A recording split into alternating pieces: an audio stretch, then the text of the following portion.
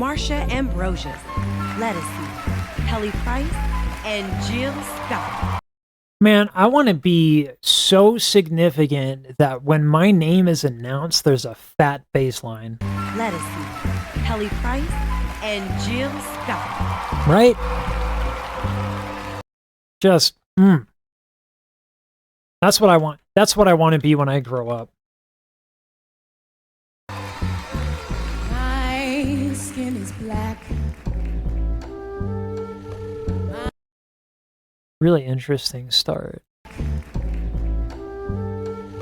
My arms. Interesting. Listen to the vowels.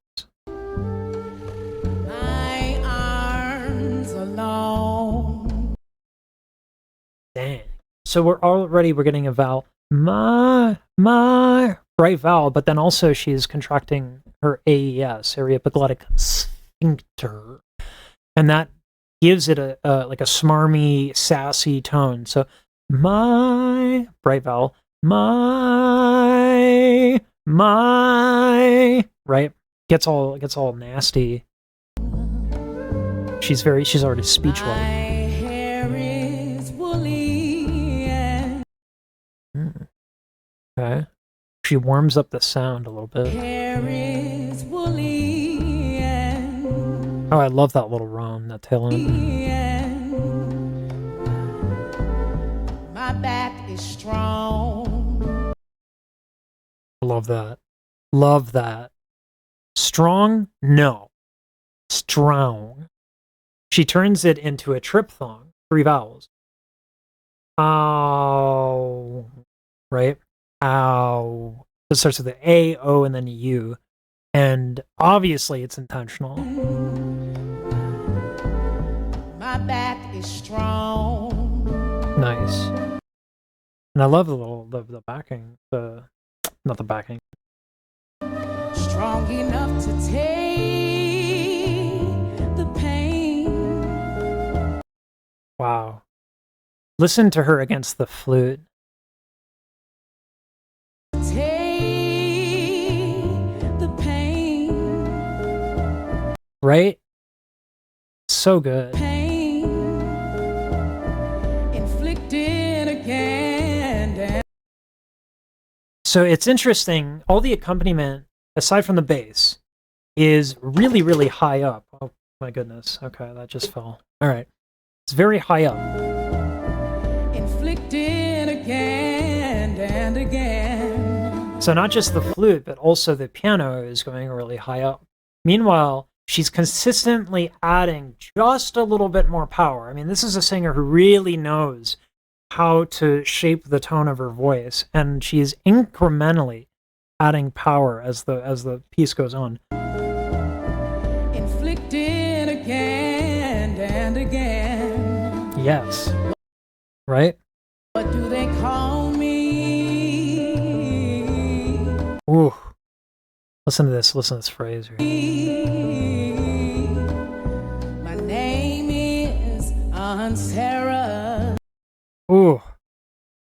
The amount, the tone shifting that she's doing here.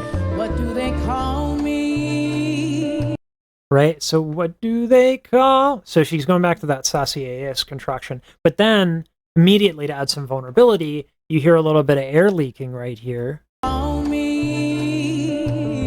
Right? So a little air leaky to kind of like make it a little brittle. Then she pulls it back gently. And then brightens the vowel in the tail end of it, and then follows it up with this. My name is Nasal. She nasalized it. More sass. My name is Sarah. Ooh. And then she lowers the larynx, tilts the thyroid cards to get a little bit warmth and vibrato from romance.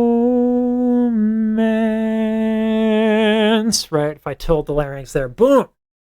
Much, much darker sound. Her phrasing is so remarkably specific, it blows my mind. The level of musicianship. And like, I doubt she is, robotically making these choices or anything like that. Maybe she knows all this stuff, but what it is that these decisions are being made off the back of the words, which is the most important thing, right? Maybe she does know all this technical stuff, but you can't put that in front of the music and the words.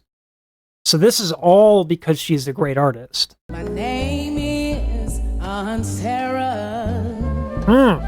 Come on. Listen to that tone, right? Listen to that. Sarah.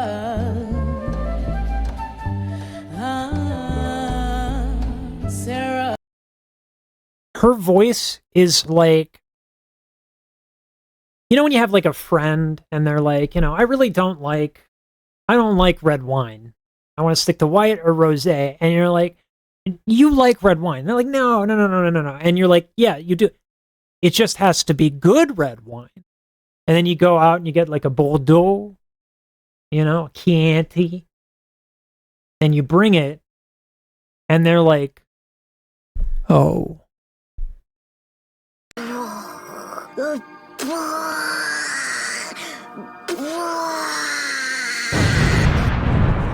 Oh my God! Whoa, very nice. Yeah. They go like that. That's this tone. Incredible. Sarah. Oh my God, listen to the vowel changes here. Look at how she quiets it down. Oh my God. Oh my God. She uses a different vowel to kind of minimize the resonance here. But so she does this with her jaw, but her larynx is actually lowering a little bit from where it was. So the tone shift is immense. Sarah. Right? Beautiful. She's taking advantage of the fact that when your jaw juts forward, you get a very specific sound. Welcome to the lifestyle of the rich and the famous. Right? So she's taking advantage of that sound. My skin is yellow. Okay, handoff. Okay, I'm here for it. My hair is long. That's Jill Scott? Am I crazy? I feel so ignorant. Between two worlds. This is a very popular thing right now, and I hear it like all the time. I don't know where it started. I know SZA does this a lot. It's the doming of the soft palate. So traditionally, when you sing, you want to lift your soft palate, like, and I. Right, super operatic. My soft palate is super lifted. I have a lowered larynx, all that stuff. But even if I go, come to me, bend to me, with very little tilt, my soft palate is still up. It's giving you that shimmer. But specifically, what she's doing differently is she's drooping it. She's not lowering it. There are three parts to this, okay? There's muscles on each side, okay? And then there's the vertical one. So the vertical one is up. Meanwhile, on the two sides, those are down. So it works out. So right here, what she's doing is, come to me, bend to me. And it's like you're kind of like tired and you're whispering. It's very intimate. It's a very intimate sound. My hair is long. Nice. Okay. I just got told I'm ignorant and that this is Marsha Ambrosius. Between two worlds. Listen to that. It's interesting. So when you do this, this is suboptimal, which is fine, right? We don't need to get overly concerned with efficiency, and especially in this range. Between two worlds. So she has to make some consolations, right? She has to make some adjustments because this is not as ergonomic. She's very, very, very little breath. and her larynx is raising, which all helps her ascend. Then she brings in that vibrato, that's the thyroid cartilage tilt, but with a high larynx still, which is different. It's actually kind of like, it's actually like the technique that you associate with Disney. But she's keeping the soft palate domed specifically for that color. I do belong. Wow. Wow. What a contrast in tone. I do belong. Yeah. She stops with the dramatic drooping, right? Because this is a range of motion, right? It's not assume the position, right? This is a range of motion. And she's adjusting it on this second part, which makes sense, right? If you're starting a phrase, what you can do is you can start it very subtle, very small, just starting out, right? And then you grow it and then get sumptuous with it. And that's what she's doing. And it is stellar. It's fantastic. Let's listen to more. Yeah. My father was rich and wise. Wow. So not only the soft palate lifted now, and with the thyroid cartilage for the umptuous on this part. Beautiful. And what I love is that a lot of people, when they want to go low, they like shove their larynx down and make a dark vowel, and they go like, no, right? Because to them it sounds dark. Because what's happening is that the reverberations from your folds and your O makes your bones vibrate. That frequency makes your bones vibrate. And because your bones are right next to your ears, it sounds better to you as you're singing. It sounds better to you, but that is not what people hear. This is called bone conduction. And so a lot of people who have higher voices, as they descend, they try to go, right? Like, which, weird. But she doesn't do that. So, good for her. And then is very, very, I don't know, my dog sheds a lot, and like, she's omnipresent and all over me. Anyway. I do belong. Like that. That's what I'm talking about. Awesome. She just lets it go. And the effect is there. And she makes no apologies for the fact that she's got a different range. Yeah. My Still sounds father was rich and wise. Nice. So now we're getting a little bit of doming of the soft palate, but she's adding epiglottic sphincter. Sphincter. And what that is there's the false fold. So there's the real folds. Above that are the false folds, just a larger pair of muscles. And then attached to the back of those is what's called the epiglottic muscles. When you contract the epiglottic muscles, the false folds narrow like this, right? Because here's the false folds. Here are the epiglottic muscles. So this contracts and this contracts. Now what ends up happening as a result of that is you get a very sassy sound at a very specific. So what I have for you here are 3 different ways to say I. Ignore the first one. The first one to the right of my face head is going to be just a speech like delivery of I. The second one is me saying I, a little bit of a laryngeal tilt, the thyroid tilt, and that adds the warmth and that little vibrato. You can even see the lines a little wiggly. Okay. Now the third one is with tilt and the contraction of the epiglottic sphincter. So it's a very specific series of sound. Untilted. I. Tilted. I.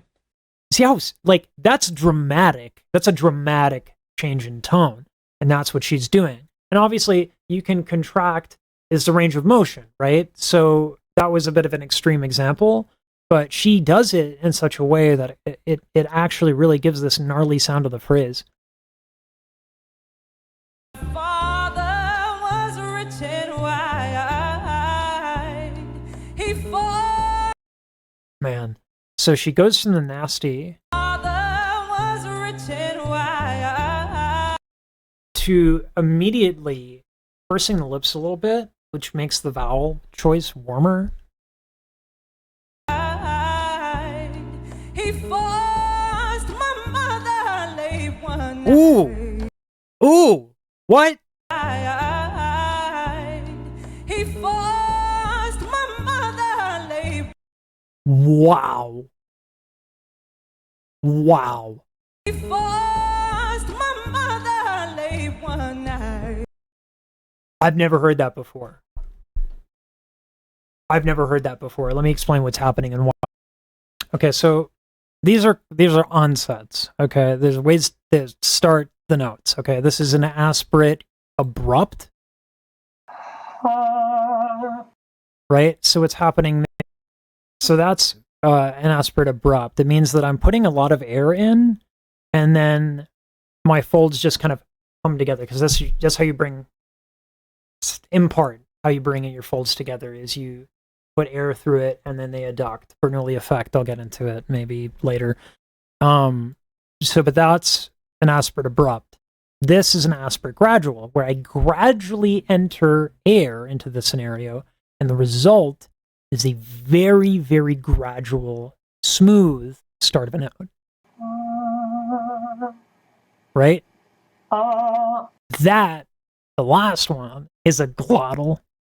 So in this run, she is using different onsets depending on what she wants to do with the phrase. And it's so cool and amazing. Was rich and wide. He fought. And that she starts here with a belt too, which is more insane. We got some larynx Olympics going on. He forced my mother late one night. I've never heard that before. I've never heard somebody use glottals in that way to define a run like that. That's genius.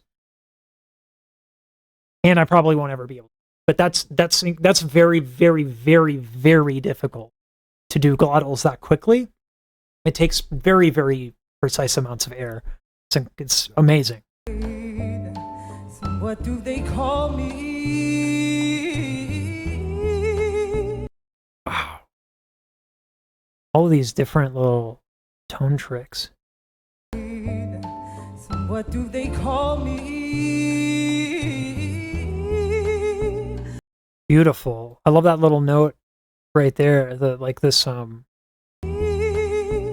that's very, very nice. The vibrato might be a little jagged there, but the tone is really lovely. My name's from you. Brilliant. Brilliant. From a soft note here My name to a belt, from you. and then cracking to get to move to the different note. There's so many subtle, amazingly brilliant things happening. From you. She's mixing yodels with glottals. Come on. My skin Ooh, is turned. it's Ledisi, right? That's right. I love, by the way, the handoff, I'm not sure if this is on purpose, but she does a little yodel immediately in the beginning here. Is turned. My hair is fine. My Oh. hair So generally a nasal continuant and can inherently get nasy. Because that's where the air is escaping, is through the nose. But there are ways to make it sumptuous, and she accomplishes that. My hair is fine. Oh, come on, that's so good.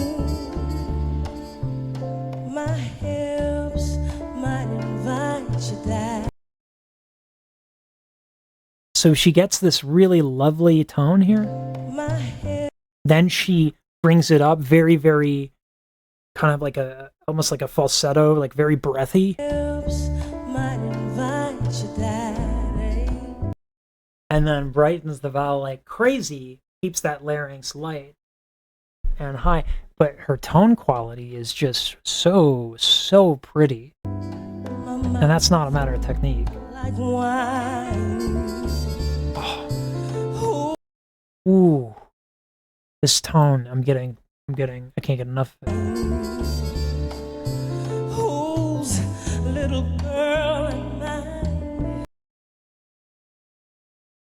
So the crack is cool enough. That would be cool enough, but it's not done there.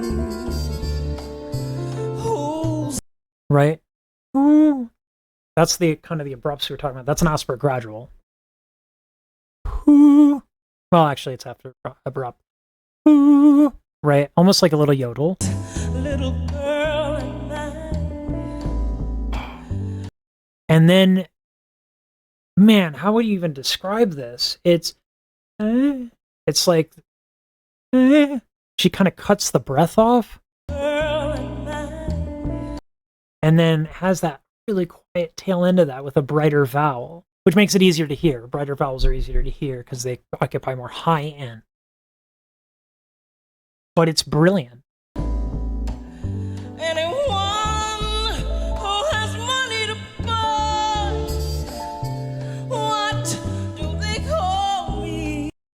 She's singing on the mic sideways. Come on, Mike. Oh my. I suck. And this is, I'm glad my ego is not wrapped up into this because I'd just be very, very down on myself right now. This is brilliant.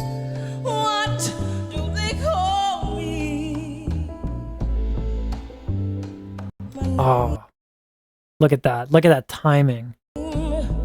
A sweet thing.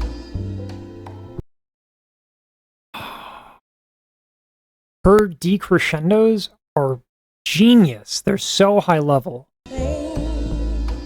Decrescendo being like tapering off quietly. And then there's these vowel choices.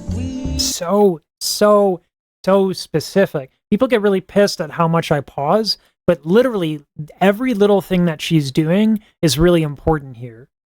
When singers are really great, every single phrase has tons going on. And that's my alarm that says I should have been done, but YOLO! Sweet thing. So, oh my.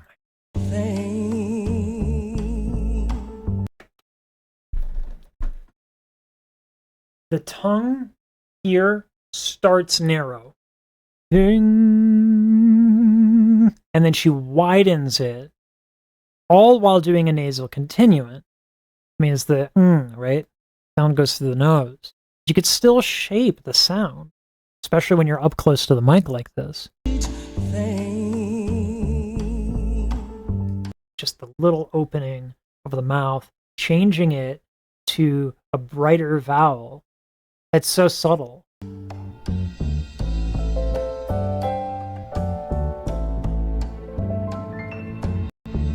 Pianist. Come on, piano. Look at this man. That touch is amazing.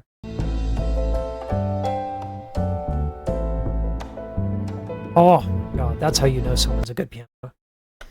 So in piano, touch is very important. It's basically how you control dynamic with touch, right? So if I were to just go, right? There's no nuance to that. There's no phrasing with that, right? But what he's doing is,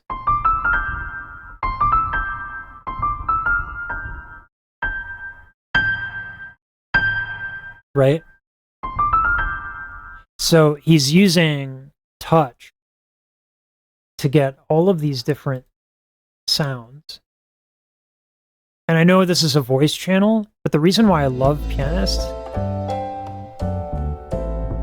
A really good pianist can discern how much touch they want in each individual finger. No, I'm not exaggerating that. Pianists are crazy. Yeah, each finger has its own. It's brilliant. Come on, lights. Come on, lighting. This is such a powerful image. Look at this. Incredible. My skin is brown. Ooh, different start. Okay. Very different start. Very powerful statement. My skin is brown. Boom, getting to the point. My manner is tough.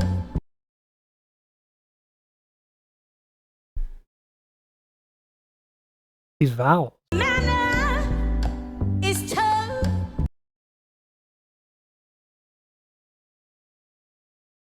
Ow. The queen of this mouth shape changing thing is Rochelle Farrell, whom I need to do more of because she's so incredible. Sorry for the cursing. She's amazing. So you're changing your tone with these things. This is not arbitrary faces that she's making. My manner is tough. I'll Right? kill the first mother I see. Ooh, boy. First mother I see. Hey. Oh my goodness. So when you do a growl or a squall, whenever you use distortion like that, it's very, very difficult to go up high with. There's a very specific reason for that. What is growling and shaking like that are the false folds. So if these are the true folds and they're very thin like this, the false folds are really fat. They're very large, which means they can take abuse. But going high with them is extremely difficult.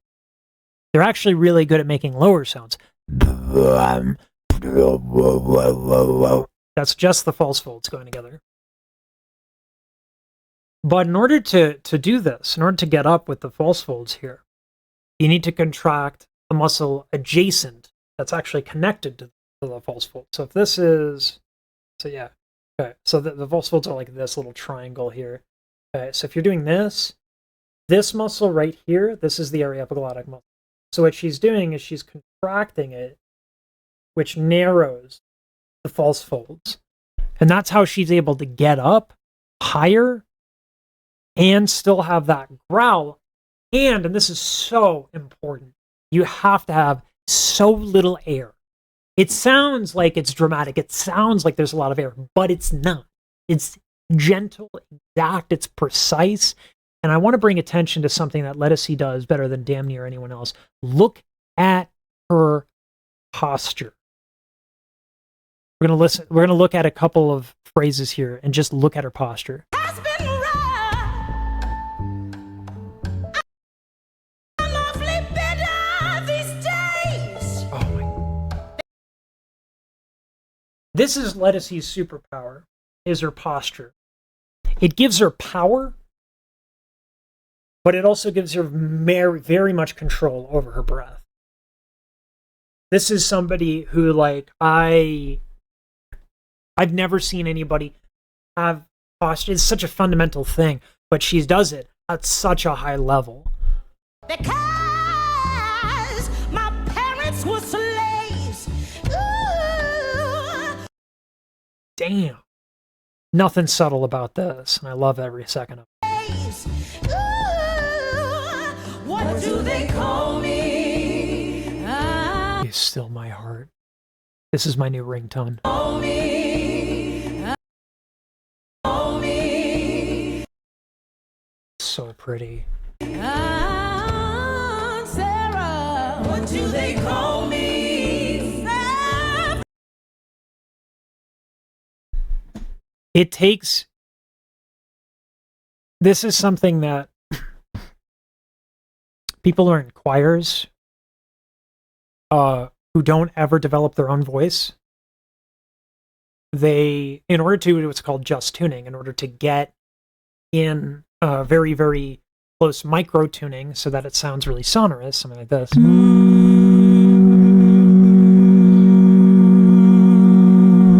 You hear on the tail end there how it kind of locks in. In order to achieve that, most people decrease the size of their voice. And they reduce color. And they make compromises in order to create a blend. But when you have really, really, really good singers who are also amazing musicians, you get a tone color that is uncompromisingly beautiful. And a tuning that is majestic and exact. Do they call me Fabronia? Marsha. Incredible. These runs are really distinct. And What do they call me? Sweet thing. What? oh! The level of decision making here is so good. Do they call me? My name. Ooh, this might be dangerous for the ordinary human. My name is Peaches. Oh, I didn't know we were getting into heavy metal.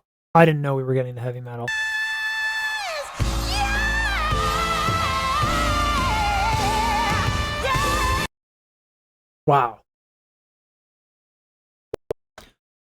So, the reason why this is brilliant, I'm trying not to curse. Look at her tongue. I know it's a weird thing to say, but look at it. There's a reason. Oh, we're going to get there.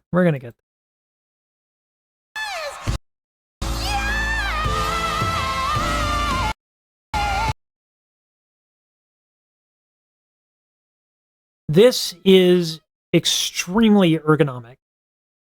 The tongue is forward, super, super wide. Now, notice how she kind of tilts her head back a little bit. This is something that people do that can help them find belt.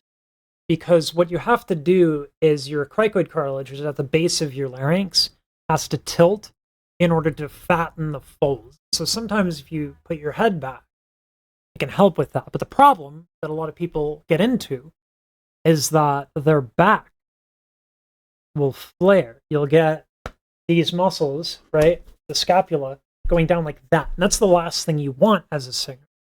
The reason being is that because there's a muscle that connects to the top of the larynx on this bone here, the hyoid bone. Okay? And this muscle goes all the way into the scapula, called the omohyoid. So if you're doing this, watch the change in sound. Listen to this. Like it's unpleasant. So she's got several parts of this equation here. Chest wide open, right? So all of this, the biceps down to the pec, major and minor, have to be really, really loose. Because if they're tight, you're going to contract your scapula. So it has to be loose. Look at her hands. Super loose. Her hands are, right? Super loose. The back of her neck is still, it's like a ballet dancer, right? It's still extremely high, elegant, but it's loose and it's not stiff. And then with the tongue that way, all of these things, these little efficiencies, these little hyper focus on little detailed fundamentals, allow her to do an extremely difficult thing, which is to go high, contract the area epiglottic sphincter so that those false folds are thinner and they can rattle. That's so hard. But what people don't understand is that the reason why it's hard is because your basics need to be extraordinary. And this is what I love about Ledisi. Her posture, her use of her body is just bonkers. Obviously, every singer here is bringing their own amazing gift, right? But this is like, because posture is my own weakness, I like Ledisi is one of my heroes.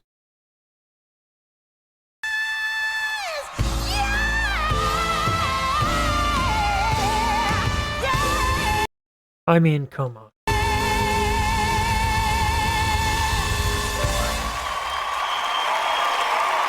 Brilliant.